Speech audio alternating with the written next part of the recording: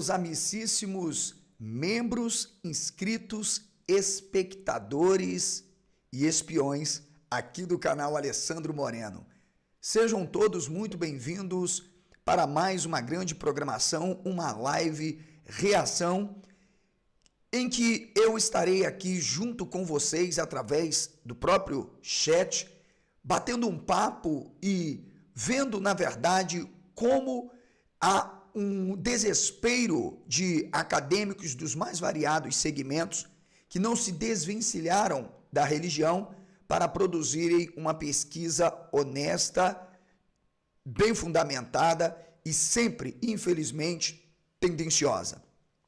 Temos abalado os alicerces da comunidade, tanto acadêmica quanto religiosa, tendo em vista que durante muitos séculos se acreditou naquelas ditas narrativas do cristianismo, por meio, inclusive, do que eles chamam evangelhos. E mostramos, e temos mostrado todos os dias, que os evangelhos, na verdade, são propagandas. Propagandas. Então, eu não irei soltar a vinheta.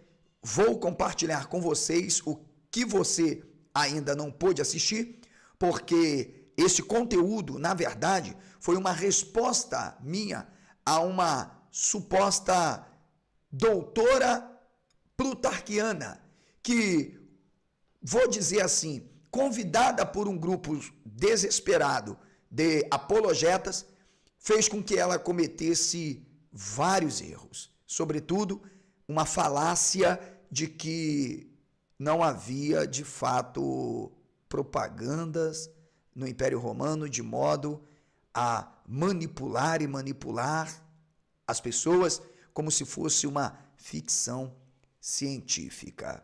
Tentou lacrar e se deu mal. Então, vem comigo e eu vou ficar com você aí no chat. Plutarco e a tradição cultural grega no Império. Maria Aparecida de Oliveira, pós-doutoranda na época. Ok, isso foi em 2008. Vamos ver o que ela... Parece que ela nem leu a própria tese. Então, o artigo, mas eu vou trazer para você. Será que realmente Plutarco de Queroneia, o Lúcius ou Lúcias, pode não ter sido de fato o escritor? E a pseudepigrafia não é a falsificação ou atribuição de um livro a quem não foi. Pode ser o uso de um codinome, um prenome ou preposto utilizado como um atributo a alguém ou de si próprio na estrutura. Alguém vai dizer que isso não é a pseudepigrafia? Só se leu alguma merda. Menos literatura clássica. Vamos ver o que a doutora vai falar sobre Plutarco. Vocês verão que ela vai falar justamente sobre a construção da identidade grega no Império, falando de Plutarco. Revela a preservação de um sentimento de pertença do mundo de Homero, Hesíodo, Heródoto, Teucídides, enfim, das cidades-estados. Ela consegue trazer para a gente uma visão clara do cristianismo, de uma natureza monolítica da cultura grega em Plutarco também. Portanto, falando de estilometria, que quem está falando aí não sabe absolutamente nada, porque é uma questão forense e científica de como analisar as habilidades, técnicas e estilos artísticos, a própria doutora produz isso. Mas vamos ver o que a doutora vai falar sobre propaganda no Império Romano a despeito de Plutarco. Ela traz uma citação do Jones e veja o que a própria doutora da produção do artigo traz. A considerar Jones, que atribuiu a política imperial de assimilação dos intelectuais gregos, tudo que o professor vem falando, oriundo de famílias nobres e abastadas, tanto quanto as judaicas também, como Flávio Joséfo. O lugar ocupado por Plutarco na sociedade romana, tá vendo? Ou Zizek, que viu nos escritos plutarquianos pensamentos conformados com a política expansionista de Trajano. Poderíamos, à primeira vista, considerar os ditos dos romanos uma ode à pujança do império, bem como a propaganda da política expansionista do império. Mas calma. Vamos à nota. Ela não só trouxe isso aqui, eu vou até marcar. Vamos à nota que ela dá de rodapé, porque ela faz uma citação. Vamos à nota de rodapé. Sobre a escrita como instrumento da propaganda imperial, ela traz o Zizek. Diz, Zizek interpreta a literatura da época imperial como divulgadora das ideias dos príncipes. E eu falei isso. E símbolo do apogeu político, social e cultural dessa sociedade. Ué, como assim? Como? Agora, as produções narrativas, elas tinham seus gêneros próprios. E os evangelhos não são biografias, histórias e memórias. São propagandas de intervenção política. E quem escreveu claramente foi uma elite intelectualizada pró-Roma. E não diferente. Não saiu das penas de camponeses e pessoas desescolarizadas numa época que escrever dava status, direitos inclusive civis e político. Tá dando para entender? Deu? Ok. Muito bem. Vamos então agora a outro projeto, que é o projeto Fragmentos da Tradição e Recepção de Plutarco no Cristianismo. E veja, contra provas, documentos não tem argumento. Não se prova a existência de um Lucas até hoje. Não porque ele não tenha existido. Porque esse Lucas nada mais é do que um pseudônimo,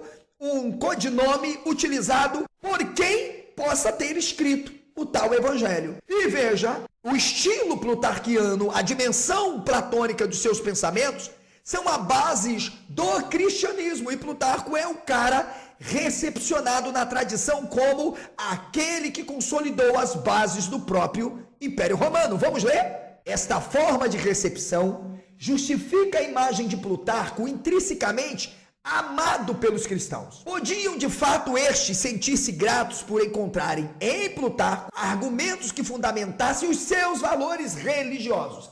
Calma. Vejamos o que disse João Maropo, bispo de Eucétano. Ele não se preocupou de falar de Lucas, Paulo, Barnabé, João, Mateus, Marcos, de Tácito, Joséfo. Não, ele não se preocupou. Vamos ver o que ele se preocupa em falar? Ele se preocupa em falar de Plutarco. Numa espécie de oração, ele diz: se quiseres afastar alguns pagãos das tuas ameaças, ó Cristo, poupa-me Platão e Plutarco. Mas por quê? Por que não pediu para poupar qualquer outro naquela? Mas Platão e Plutarco, vamos ver? Porque de fato ambos são em palavras e costumes. Em palavras e costumes, tá aqui ó. Kailogon.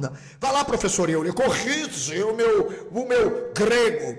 Kailogon, kaiton, proton, tas nomos. E, conforme as tuas leis, usando um termo grego que nos faz entender claramente o que era. E engestar, encontro de dois gamas aqui, ó.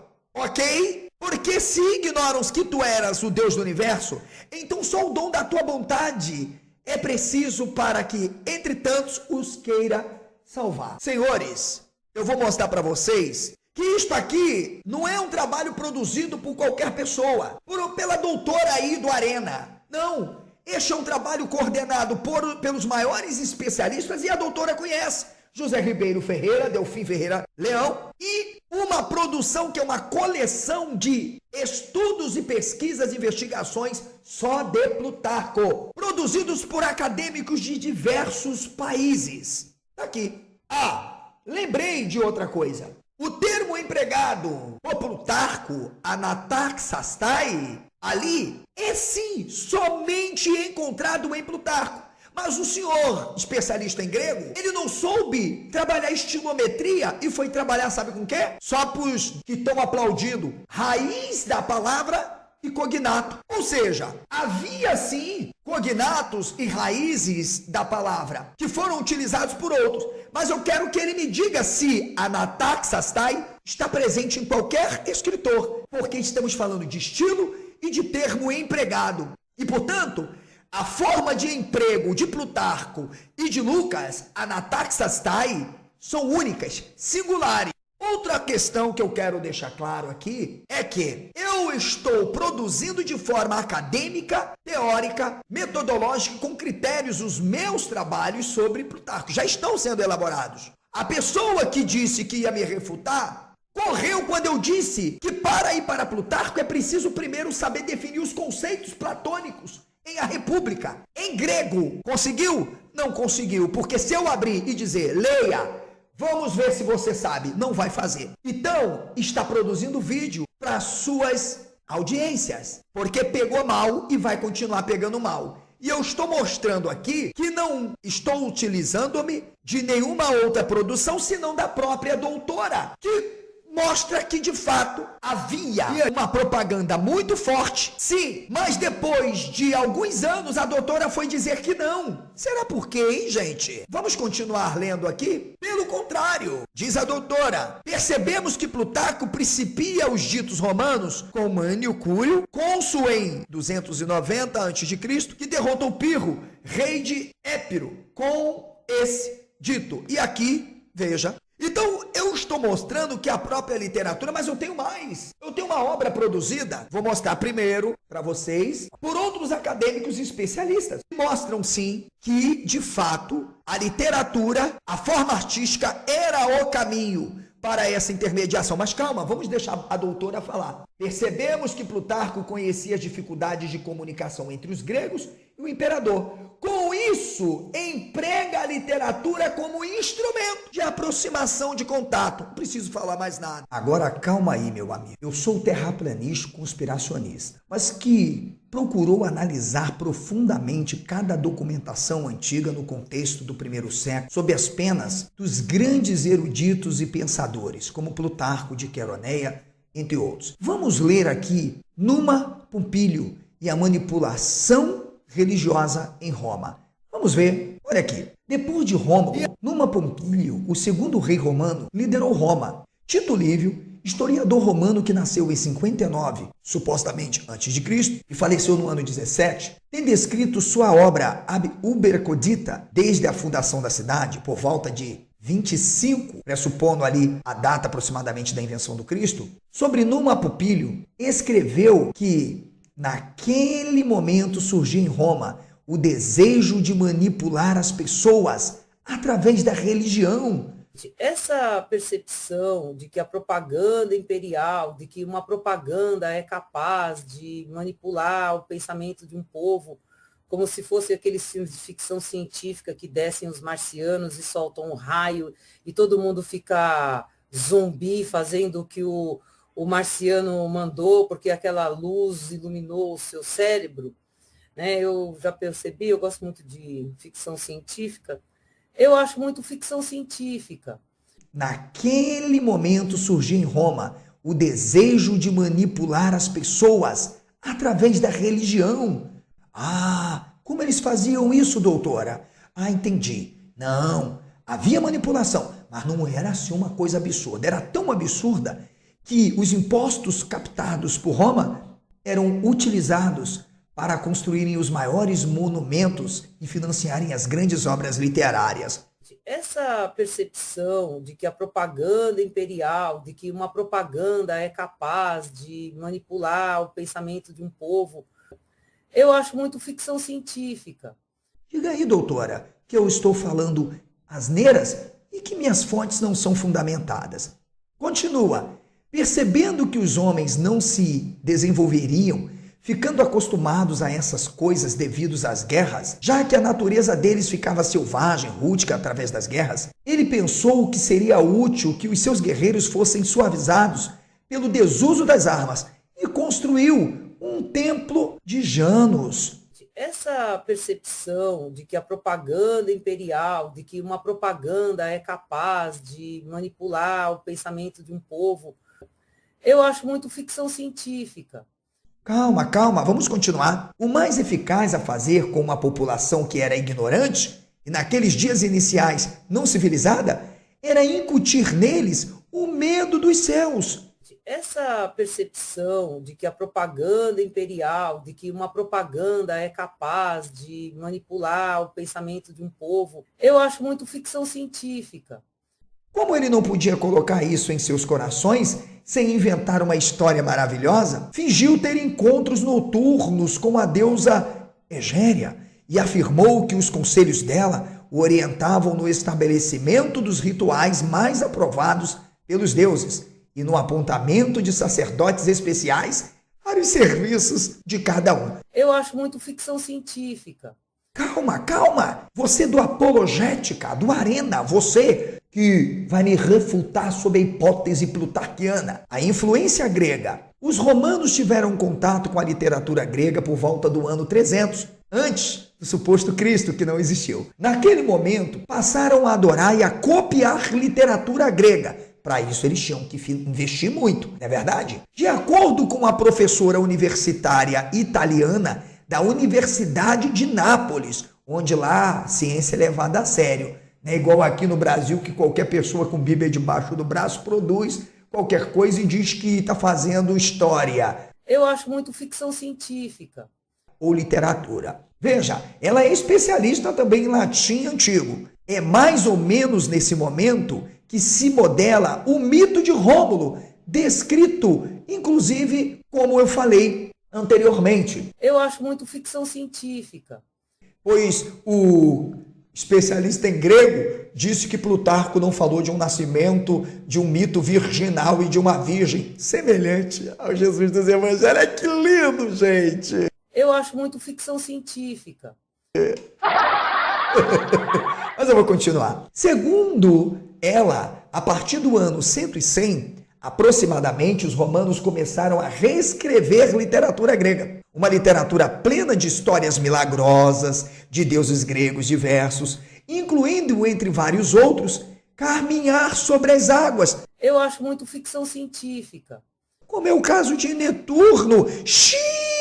Gente, é agora que eles vão pirar. Ressuscitar dos mortos, como é o caso de Empédocles. Ih, professor, para! Eu acho muito ficção científica. Nascer de um deus ou semideus e uma mulher, como Heracles. Ah, temos ainda aqueles que ascendem aos céus ao morrer, como Heracles. Eu acho muito ficção científica.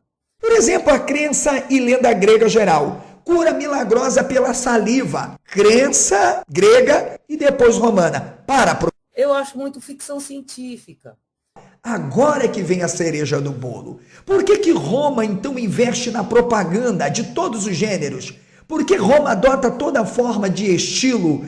Como, por exemplo, a República em Platão, sobre como produzir diegese. Ou nós podemos pronunciar diegeses, ou diegesim, ou diegeses, ou diegesim. Ah, o problema, gente, é saber o que se está dizendo e não propriamente como se pronuncia. Ah, mas entendi. O professor é especialista em grego. Roma então decide aplacar a situação que está vivenciando para atenuar os problemas. Sua religião civil, não é isso, doutora? Diga que eu estou errado. O mitraísmo está sendo suprimido pelas diferentes escolas religiosas do Império. Então, os problemas que envolvem Roma e as religiões, sobretudo na Palestina, levam os imperadores a iniciarem um grande projeto, como, por exemplo, quem sabe criar o Messias, fundindo em toda uma construção mitológica sincrética para apoiar o Império Romano, porque afinal o único Jesus que tem no Novo Testamento, ele apoia Roma, do começo ao fim. Nem seria assassinado por eles, porque na verdade houve até quem dissesse: eu não vejo culpa nesse homem. Eu acho muito ficção científica. Enfim, então Roma decide construir uma religião muito clara. Vamos divulgar o cristianismo, vamos transformá-lo, quem sabe, numa religião oficial do Império. Mas o mais importante é que toda essa construção, como eu defendo e defenderei, agradeça Plutarco de Queroneia. Eu acho muito ficção científica. Porque é ele quem vai dar a última roupagem do cristianismo que Roma precisa para conquistar o mundo e estabelecer a sua Pax Romana. Portanto, a criação de uma nova religião através de um texto forjado em Roma é algo muito claro. Até que os acadêmicos provem que os evangelhos são biografias, histórias ou memória, nós iremos dizer que são transposições diegéticas. Porque os romanos tinham na antiguidade um histórico de falsificação, inclusive, de documentos de diversas crenças religiosas. Ah, o próprio Joséfo confessa isso. Ele está chateado com os gregos que estão trabalhando para Roma. Ele fala isso. Eu acho muito ficção científica. Como as fábulas egípcias e aquelas tábuas de Ísis. Ah, os persas, Mitra, enfim, vários momentos nós temos claramente documentos para provar que uma das coisas mais extraordinárias em Roma era a falsificação de documentos. Eu acho muito ficção científica. Quando o professor diz que não existe nada verdadeiro no cristianismo, a não ser a mentira, a farsa e a falsificação, eu vou dizer mais o que? Mas calma. Quem sabe se nós falarmos da falsificação do texto O Pastor de Hermas, forjada em Roma entre o ano 70 e 100, ou de algumas cartas dos Paulos, que eram Paulos. Não briguem comigo, senhores, porque não tem prova da existência desse Paulo. E o Lucas só existe um, e ele com certeza foi um grande legislador, escreveu para o Senado e, na verdade, usou toda forma de linguagem que poderia para fortalecer o Império Romano. Portanto, por trás de tudo isso, a maior mentira da história do Ocidente foi se consolidando, claro, e o mito, claro, se torna a base do Império através das historinhas contadas transposicionais diegéticas dos evangelhos. Agora, me refutem, senhores doutores. O meu trabalho está sendo desenvolvido. Enquanto isso, ficam na saudade de tentarem me refutar. Pois bem, eu estou esperando aproximadamente 1 ano e 3 meses esta doutora para me refutar. Vocês percebam bem o grau de desonestidade destas pessoas quando são encurraladas diante de problemas tão sérios que envolvem a história do cristianismo, a produção de uma religião de império, a forma com que os imperadores utilizavam para, de alguma forma, construírem ao entorno de suas imagens todo uma imagem divina, como que habilidosos escribas, eruditos, pessoas que muitas vezes vendiam a própria alma, o caráter, a dignidade, para servirem à alta corte, de modo que pudessem obterem vantagens e até mesmo terem suas propriedades devolvidas. Então, a diferença entre Alessandro e esta gente é que eu tenho responsabilidade com a verdade. Eu tenho responsabilidade com a documentação e que o Brasil tá essa merda. E aí, você gostou deste conteúdo? Então, seja membro do nosso canal, seja um parceiro deste projeto. Aqui, o nosso conteúdo é no mais profundo nível de criticidade, responsabilidade, trabalhando com seriedade e levando o conhecimento em forma de comunicação, combatendo com verdade a pseudagem e os discursos de autoridades que tentam deslegitimar a nossa crítica bem fundamentada àquilo que tem sido produzido na academia. Se quiser adquirir os meus livros, entre em contato comigo. O meu WhatsApp fica na template ou na descrição dos nossos vídeos. Você também poderá adquirir meus cursos e esboços. Faça parte do nosso grupo de WhatsApp com um valor bem acessível mensal. Você receberá toda semana muitos conteúdos. Então, deixe o seu like, compartilhe, comente, indique o nosso canal para os teus amigos e venha conosco construir um debate saudável com mais profundo nível.